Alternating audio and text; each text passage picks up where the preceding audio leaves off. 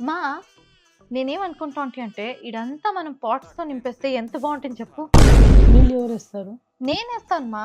More over ఇంట్లో అన్ని pots ఉంటే గ్రీనరీ ఉంటుంది. గ్రీనరీ ఉంటే మైండ్ అంతా కామ్గా ఉంటుంది, పాజిటివ్ వైబ్ వస్తుంది. ఒకసారి ఆలోచించు. నువ్వు ఒక నిమిషం లోపల కదా. బ్రౌనీని తీసుకొని వచ్చినప్పుడు ఏమన్నావు? కావ్య మనకొద్దు, మన వల్ల కాదు, మనం అందరూ జాబుకి పోతాము, వద్దు అంటే ఏమంటివి?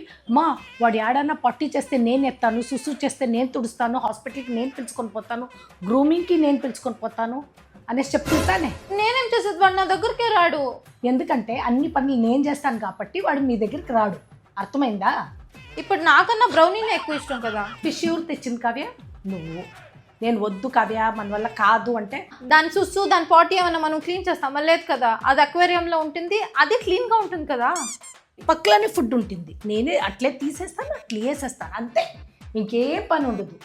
ఈ పని కూడా నువ్వు చేయవు, అది కూడా నేనే చేస్తాను. అంత సోంబేరి. ఆ చెట్లకి నీళ్ళు వేస్తుందంట, ఆ చెట్లని బాగా చూసుకుంటుందంట, అది నేను నమ్మాలి కదా. అయితే ఇప్పుడు బ్రౌనీని మళ్ళీ దాన్ని అంతా ఇచ్చేద్దామా ఎవరికన్నా? వాడు కానీ ఇవి కానీ నా బిడ్లు ఇచ్చేస్తుందంట. తీసుకొని వచ్చే వరకు నీ పని, దాని తర్వాత నేనే కదా చూసుకుంటా ఉంటాను. అట్లే చెట్లని కూడా చూసుకో. ఒకటి ఇచ్చినానంటే చెట్లు కూడా నేనే చూసుకుంటాను. నీకు ఇట్లా ఆర్టిఫిషియల్ ప్లాంట్స్ ఉంటాయి చూడు, అవే సరే కదా. దానికి ఏం మెయింటైన్ చేసే అవసరం లే, ఎట్టుంటుంది అట్టే ఉంటుంది అది. నేను తెచ్చేవన్నీ నువ్వు ఇష్టపడతావు కానీ ఊరికే తిట్టేస్తావు.